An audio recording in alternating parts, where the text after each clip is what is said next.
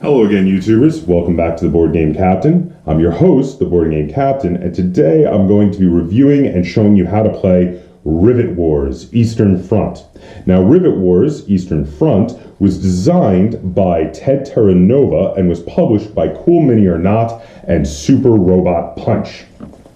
Now, this is a two-player battle strategy or tactical warfare game in which you each take on the role of a different side of a fantasy, alternate world, alternate history sort of war that is kind of based on World War I, also with some World War II elements added in. But as you can see from the cover picture there with the walking tanks, they have technology that we didn't have back then. This is something we usually refer to as retrofuturism. In this case, it would be dieselpunk because it's from the era of diesel engines. Now, this is listed as a two-player game for ages 14 and up and for a 30 to 45 minute game. So now I kind of feel like the 14 and up is a bit of an overestimate. Now, I know that usually with these sort of war strategy games, you graduate into them in your teens, but this is more of an introductory level war strategy game. And the rules are not that complicated. They're fairly easy to get, especially for someone who's played a lot of board games themselves. I think even a 10 or 9-year-old that's advanced or has played quite a few board games would get this game. In addition, the 30 to 45 minutes is a good estimate for some of the more advanced later scenarios, but a lot of the earlier scenarios I've had run as quickly as 20 minutes. So both of these feel like a bit of an overestimate. So let's open it up and I'm going to show you what's in the box. So now the first thing in the box is this nice full color rulebook. So it's full of illustrations, which I like. I'm a big fan of these sort of fake propaganda posters. Very cool stuff. In addition to the illustrations, there's lots of diagrams to show you how the game plays. So as you see here, that is a diagram for movement, and you can see all the possible spaces that that unit could move to. They also have diagrams that show you the range for shooting and things like that. It's a fairly well put together rulebook. I have a couple of very minor gripes about how the rulebook is structured, but I'm not even going to mention them because they are very minor, and generally speaking, it teaches all the rules of the game. It makes sure you don't miss anything. And overall, it's a well put together rulebook, and it has quite a few scenarios in it to keep you coming back for more. And also, it's not that hard to design your own scenarios based on the ones they have in here. So I do like this. In addition, they have a nice cheat sheet on the back to remind you of the order of the different turn phases and what you do in each of those phases. So this is the sort of thing you're going to keep it right next to the game board for your first few games. Now, the next thing I want to show you that's in the box here are these tiles. These square tiles are going to be used for every scenario in the main rulebook. You have bunkers, which are nice defensible positions for your infantry, and you have objectives. Now, the objectives are the main way to get victory points and therefore to win the game. So like I said, you're going to use them for every scenario that's in the main book. Now the next thing is the cards. There's quite a few cards for this game, multiple decks of cards in fact. Now the first type of card I want to show you are the unit cards. These are cards that you place in front of you face up to remind you the capabilities of all of your units. Now this is one of the most basic unit cards in the main game. This is the Rifleman. And as you can see here, it has all of his statistics. In the top left of his card, you have 4 statistics there. There's a 1 on a yellow circle. That is his cost. That is his cost in deployment points. You get a number of deployment points based on your scenario every turn, and you have to spend them to bring units onto the board. Now there's a second resource for bringing on units, and that is rivets, and some of the more expensive units cost both deployment points and rivets. For instance, this walking tank called the Ostrich costs 4 deployment points and 3 rivets. Now the next stat there with the boot is how quickly he moves. The stat under the boot there in the red cross is how many wounds he takes. So 1 wound and he's gone. And the circle there with the single rivet in the middle of it next to the red cross and under his deployment cost is how tough his armor is. As you can see on the bottom of the card, his attack is listed as an attack 1, and then they have all the different number of rivets, and it shows you how many dice you get against them. So in this case, he gets 3 dice against other 1 rivet enemies, but gets no dice against anyone with more armor than that. Whereas if you look back at the ostrich again, it has 2 separate attacks, which can fire both in the same turn, and can fire, do damage all the way up to 3 rivet armor levels, and it itself has 3 rivets worth of armor if you look in its top left. They also have a section here for their special abilities, as well as their range against both land and air units. There are no air units in the box, but there are some in one of the expansions. And then symbols for special abilities. As you can see, there's an explosion symbol next to one of the attacks there. That means it gets to do its damage to everyone in the space. So these are really cool. They're very easy to read, and great quick reference cards that you put in front of yourself for while you're playing the game. Now the next deck of cards is the action deck. Now you get to draw action cards every turn until you hit your maximum hand size. Now action cards allow you to be played at different times throughout the game on your turn, and they do all sorts of cool extra effects. For instance, this one is called Carrier Pigeon, which allows you to draw 2 action cards. In addition, they have a diagram on the bottom. There are occasional actions that have to have a deviation. And when something deviates, for instance, if you fire a gas canister at your enemy, it may deviate to one of the surrounding spaces. You draw a card from the action deck, and you look at where it deviates, and it shows you there that it would deviate down and to the left from its original intended target. Now the final deck is the secret mission cards. And other than the objective locations, this is the other way that you can score victory points primarily. There are all sorts of objective cards. For instance, this one here is called Tally Ho, and it says you have to have 3 cavalry units in no man's land, and then it scores you 2 victory points. As you can see, the 2 targets down there mean 2 victory points. The final of the 3 ways that you can score victory points is certain big, tough bad guys. Actually, you get victory points for killing your enemy's units. So in the case of that ostrich I showed you before, you can see he has 2 of those targets, which I just explained to you are victory point symbols on his picture. If your enemy takes out your ostrich, it's worth 2 victory points. So there's a look at the cards. Now, here's some other bits of terrain that can go on the board. These are minefields, and these are tank traps. Minefields have the chance of doing damage whenever anything other than infantry goes on them, and tank traps prohibit movement from anything other than infantry on them. Now the next thing I'm going to take out here are some of the actual units to show you. So let's pull this box open here. This is the tanks for either side of this game. Now here you can see this is the huge 4-legged walking tank I was showing you on the cover there, and this is for the Blight side of the conflict, and here is the ostrich, which is a 2-legged walking tank for the Allies side. Now, one of the cool things about a lot of the vehicles from these is they have these plugs. This plug here, it just looks like a hatch.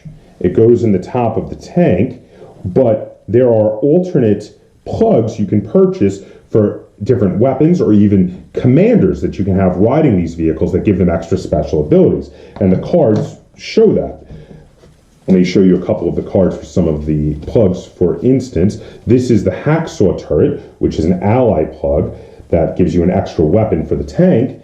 And this is General G. Paxton, who also can drive the tank and gives it an extra special ability.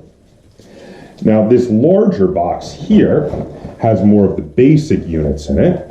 And again, these are really nice, fully detailed miniatures, these units. Lots of detail in these. I do really like, I mean, you know, you expect that from Cool Mini or not. They put out a lot of games with very detailed miniatures for their playing pieces.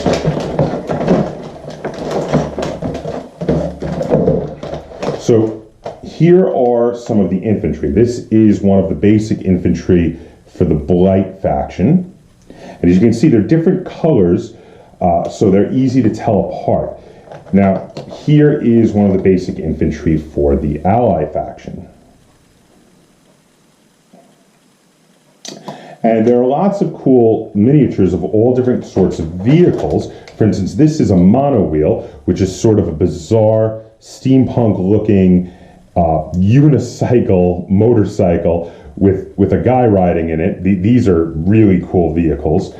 And here is a rocket bike, which is a bizarre treaded motorcycle with rocket launchers on its back. So lots of really cool miniatures. Those are great. They've also got, these are gas counters for when you fire off gas canisters to mark where the gas is on the field. And they've also got other tokens for marking various things. This is for generally marking rivets or victory points during the game, as well as faction tokens to mark locations on the board as mainly objective squares for being controlled by one faction or the other. Now, the next thing I want to show you that's in the box is this. This board is set up next to the actual game board, and on it, you can keep track of the victory points going down the middle. You have your action deck and your secret mission deck and their discards next to it, and you can keep track of your own rivet points that you earn throughout the game. Now, depending on the scenario, you get a certain number of deployment points every turn, any not used or wasted, but rivet points can be saved up. So you can save up to buy the big tanks for later in the game. Now, after that, we've got these boards. Now, the boards are two-sided, and because they come in squares like this and are set up to make your board based on the scenario, there are lots of different combinations that you can use to make trenches and even crossroads of trenches, as you can see here, as well as lots of just empty no man's land. And then you can put those terrain tiles I showed you, like the bunkers and the objectives on them, or barbed wire, or the tank traps or the mines, and these are really great. And the final component in the box is the dice, because it's a battle strategy game, and most battle strategy games require some dice. So here are some nice six-sided dice that are used for the game. So that's a look at all the components, and there are quite a few components in this box, as you can see. They come with boxes within boxes for all of these different units. Here's a look at a lot of the infantry units in one of their plastic forms, and here's a look at some of the cavalry and artillery units in one of their plastic forms there. So lots and lots of components to this game. So now let's head over to the table. I'm going to show you how the game plays, and then we're going to come back. I'm going to tell you how it feels. I'm going to review it and rate it, and we'll get a second opinion from Len. Okay, so here we can see a game of Rivet Wars set up and ready to play. We have our units out on either side of the table along with our cards. Now, this game is set up for mission number 3 from the main book, which is known as Trench Warfare. Now, in Trench Warfare, there are 3 objectives in the center of the table here in No Man's Land. And on either side of the table, there are a pair of bunkers. And when deploying units, you can deploy them in any of the squares including the center bunker and the side of the table towards the other bunker. So these 1, 2, 3, 4, 5 squares for the ally player, and the same 5 on the opposite side for the blight player. Now, during every turn during this scenario, each player gets 4 deployment points and 1 rivet point. So let's jump right on in, and I'll show you how this game goes. So the first phase of your turn, and we've decided that the ally player is going to go first, the first phase of the turn is the card phase. Now, the first thing you can do during the card phase is discard an action card if you want to get rid of it, so that you could draw more action cards into your hand, because you can have a maximum of 3 action cards at any time. But as neither player has any action cards, I can't do that. Now, in addition, neither player has any cards yet, and the first player to go on their first turn skips the drawing an action card step of the turn. So I do not get to draw an action card for the ally player. However, I can draw 2 secret mission cards. You can hold up to 2 secret mission cards, and you can't get rid of them except to complete them. So the ally player draws 2 secret mission cards, and their missions are Leroy Jenkins, which if they get one of their infantry onto enemy territory, which is any of the 3 boards on the opposite side of the field, they can earn 2 victory points. The other mission is Can Opener, which they will get an extra victory point if they destroy an enemy tank. So they're going to hold on to those. Now they go on to deployment. In the deployment phase, they earn the 1 rivet and the 4 deployment points and can spend them or hold on to that rivet for future rounds if they want to. So the ally player is going to hold on to the rivet, and they're going to spend the 4 deployment points, 1 each, on 4 of their riflemen, which they're going to put here all together in this bunker. Then they do the combat phase where they check to see if they're in range with any of their units to shoot anything. In this case, they're not because there's nothing else on the table. Then they do their movement phase. Now, the riflemen have a special ability called Runner, which allows them to move an extra space if they start their phase on duck boards. Duck boards are the trenches, and objectives and bunkers also count as duck boards, so they can move 2 spaces each. So they're going to move down the trench line towards the objectives there, 2 spaces into this square here, which again can hold up to 4 small square units, and that's exactly how many I have in them. Then we go to the wrap-up phase where we would check to see if we earned any victory points, but I did not, so I am done, and now it is my opponent's turn. Now my opponent does get to draw an action card, and let's see. And they also get to draw 2 secret mission cards. Okay, so they're going to hold on to those, and then they're also going to earn a rivet point and their 4 deployment points, and they're going to choose to split up their deployment a little bit.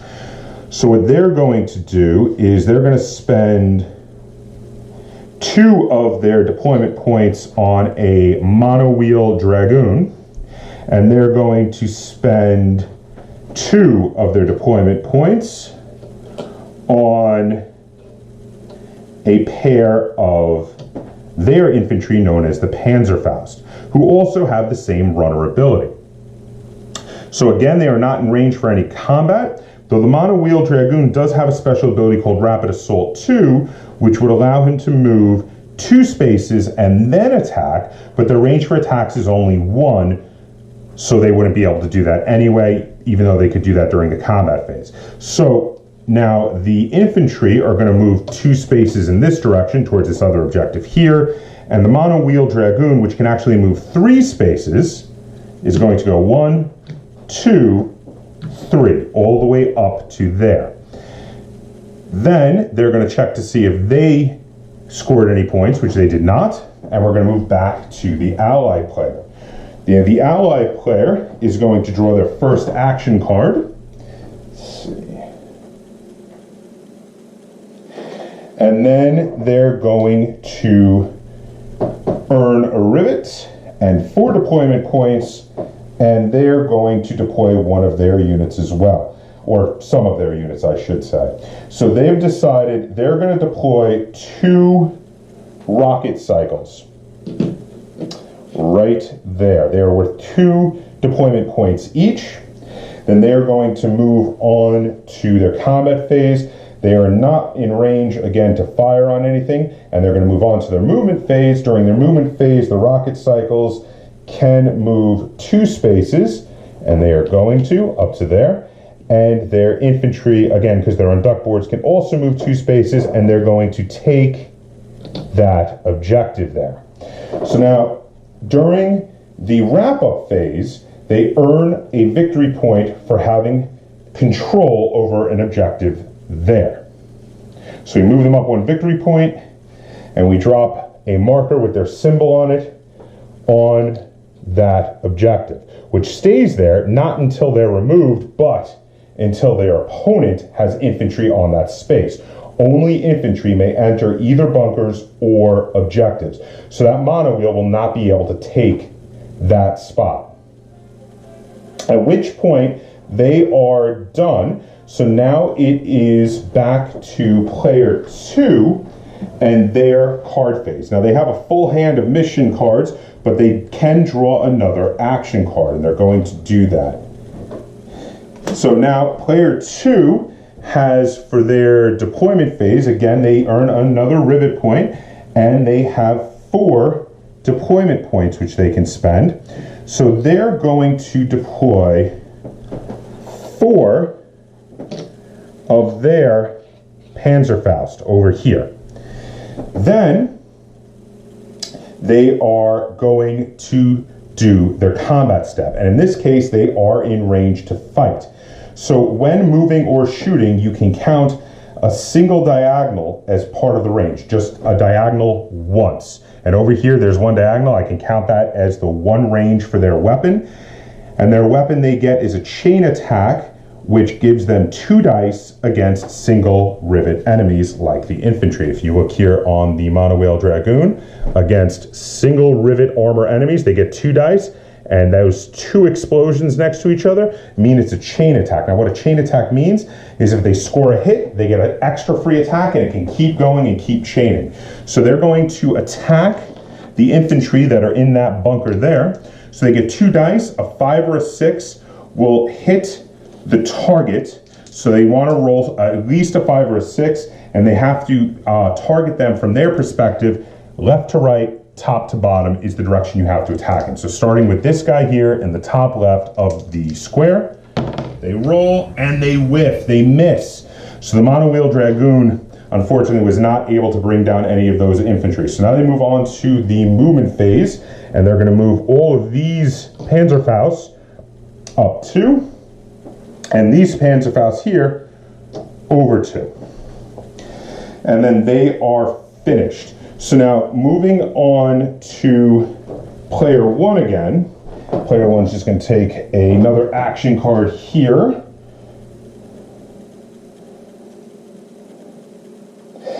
And let's see. Player 1 is going to, let's see, during the deployment phase, they earn a 3rd widget, and they've got 4 deployment points. They've decided that they are going to play, let's see, for 2 deployment points, they're going to play a Hammer 65 pounder over here, nice piece of artillery, and a 2nd Hammer 65 pounder over there. Then, during the combat phase, they're going to play a card. They're going to play the action card Incoming. Now, Incoming is an artillery strike that has as you see that one big explosion, that is a flat attack. It'll hit everything in the area it hits. So they have to select a grid, make an artillery strike on that grid. So they're going to select this grid over here with the 4 units of infantry on it, which all have a single rivet for their defense, which means I get 2 dice on every one of them, as you can see there. So I'm going to discard that card. But then, before I get to do it, my opponent plays one of their action cards, which is Catch That Pigeon. And it immediately cancels the effects of one of the other action cards that was just played. So, no artillery strike for player 1. So player 1 says, oh well. Then they check to see what can they do combat-wise. Now, unfortunately, those infantry over there can't do anything to that monowheel dragoon. So they're out of luck there. And they're basically out of range for everything. 1, 2, 3, 4. They're out of range for everything, so they're not going to do any attacks. So they're going to move on to movement, and they're going to move 2 of their infantry 2 spaces over this way to take this other objective there. They're going to move these 2 rocket cycles up 1 space there. They're going to move this artillery piece diagonally forward 1 space there, and this one will stay where it is. Then, during the wrap-up phase, the ally player earns 2 points thanks to the fact that they are currently controlling 2 objectives over here. which is very good. They're doing a good job of controlling enemy objective points. Now, back to player 2. Player 2, taking a look around the board, decides, you know what? I just earned my 3rd rivet, and it's getting a little crowded over here. To hell with it. I'm going to spend all 3 rivets and all 4 action points, and I'm bringing out the tank. So they put their tank out on the board, at which point the tank, which is known as the Sturmpanzer, has 2 range, and it's got a movement of 1, so it's going to be a little slow, but once it gets up there, it's going to be very, very dangerous. So, moving from the, and they were also, I almost forgot, they can draw a new card. So they're going to play their card right away, which is Carrier Pigeon, which allows them to draw 2 more cards. So I'm going to draw 2 cards real quick. And then they are going to take their combat phase. So again, with the mono-wheel Dragoon over here, they're going to make an attempt to attack the 2 infantry in the same location they tried last time. Again, trying to get a 5 or a 6. They roll a 6. So they kill the 1st infantry. Now, because it is a chain attack, that means they get another free attack on the next guy. So they do it again, but they miss. They don't kill the 2nd one. However, that was still pretty good. That was not bad. Checking for range on others of their units. They are not in range. They're going to go on to movement. They're going to move up these 4 Panzerfaust here. They're going to move up this tank here. And these guys over here are going to move 2 spaces forward and be just outside that objective there. At which point, it's player 1's turn to go. And player 1 gets their 4th rivet and decides to spend, let's see, I'll draw another action card, of course.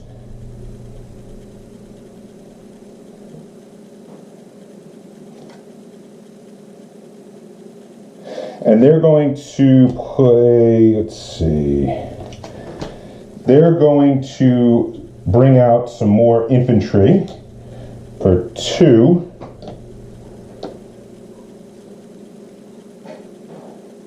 As well as, you know what, they're going to bring out 1 infantry, and they're going to bring out the Wolverine. The Wolverine is a character who has a lot of good abilities and counts as infantry and can do a heck of a lot of damage. So they're going to bring them out, 1 infantry and the Wolverine. So now, after they bring them out, they're going to move on, and the Wolverine costs them 1 rivet to use, so that brings them back down to 3 rivets. They're going to move on to the combat phase, at which point they actually have some units in range. So the rocket cycle, the 2 rocket cycle over here have a 2 range, and they are in range of the Mono Dragoon there. So the first rocket cycle is going to take a shot at the Mono Dragoon. He gets 2 dice against 2 rivet armor, and he hits him. So the Mono Dragoon goes down. The second rocket cycle is going to try to take a shot at the 4 infantry over there. Now the rocket cycles are good for hitting guys with decent armor. They're not very good at hitting infantry, so they only get 1 die against infantry, and he misses. The artillery are still out of range, and this infantry is going to take a shot over here at those infantry there. For them, I need a 5 or a 6. And he hits, so he takes down 1 of the infantry. I actually just made a little mistake there. I should have gotten 3 dice, but all you need is 1 hit to kill the first guy, and that's it. Now these 2 infantry, they have a range of 2, which again, you can count 1 diagonal, so it can be 1, 2, or 1, 2. It doesn't really matter, but they have range there also. And each one of them, again, gets 3 dice against infantry. So they're going to take a shot at the infantry. The first one is going to try to hit 1. And he gets a 6, so he gets 1. And the second infantry is going to do the same as well. And he gets a 5, and kills another one, knocking them down to only 1 infantry in that space. So that's looking really good for player 1. Now, during the movement step, one of their infantry is going to run 2 spaces out of the duck boards into enemy territory, and they are going to play the hidden objective Leroy Jenkins, which gives them 2 victory points, continuing with their huge lead that they have already started to build up. However, in future turns, the tank would be moving forward, and he is one tough customer, and he might turn this around. But as you can see, this is how a game of Rivet Wars plays. You move up, you attempt to take the objectives, you attempt to achieve your hidden objectives, and you try to earn victory points really quickly before your opponent can. Taking and holding those objectives is very key, but it's not the only way to score points, because you can score points by your hidden objectives and also taking down big enemies like the tank over there, the Sturmpanzer. So that's how a game of Rivet Wars plays. So let's head back. I'm going to tell you how it feels. I'm going to review it, I'm going to rate it, and we're going to get a second opinion from Lynn. Welcome back. So that's how you play a game of Rivet Wars. Now, Rivet Wars, as you can see, is fairly fast moving for a tactical, strategic, battle war type game. It's very back and forth. It's very quick. It's I move, then you move. And you don't have to make an army beforehand. You just show up with all your guys, and during any given turn, you can spend your points on whatever guys you want to bring them out on the field, as long as you have enough rivet points if they're a more expensive guy. Or, you have to decide, do I want to bring out multiple little guys, or do I want to spend all my points on a big guy like a tank? And that's up to you and the situation on the board.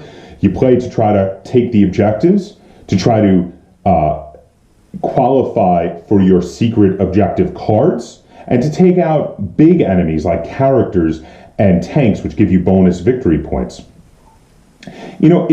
It's a war strategy game, but it plays very quickly. It does feel like an intro level game, but that doesn't mean it's less fun. It's tons of fun. This game plays fast, it's cool, and it's so quick because it can be 20, 30 minutes that, when you're done with a game, it's one of those, you look across the table and you say, you want to try a different scenario? You want to play another game? And it's great like that. I've played as many as 3 games in a row of this on occasion. It's really cool. And sometimes, sometimes you're playing with someone, it's just 2 people. And maybe you're trying to convince them to play a battle strategy or war tactical or game, and you know what? They're not the kind of person that wants to get into a big 4-hour strategic tactical game, so you can't convince them to play BattleTech or Squad Commander, or even really like Memoir 44 or Battle Lore. But this is an easier game to convince someone who's not as into strategic and tactical war games to play. It's a much lighter game, it's a shorter game, and it still packs most of the kind of fun you get from those games in this much shorter, more accessible package. So for that purpose, this game is great. I love it. I can get Lynn to play this because she doesn't want to sit down for 4 hours, but she'll sit down for half an hour for a strategic tactical game like this. So I do really like this game. I like it a lot. And if you're looking for a war strategy or tactical battle game that you can use as an intro level game to get other people into those styles of games, or to maybe teach your kids to play those styles of games, this is a great game for that purpose. That's what this game is all about.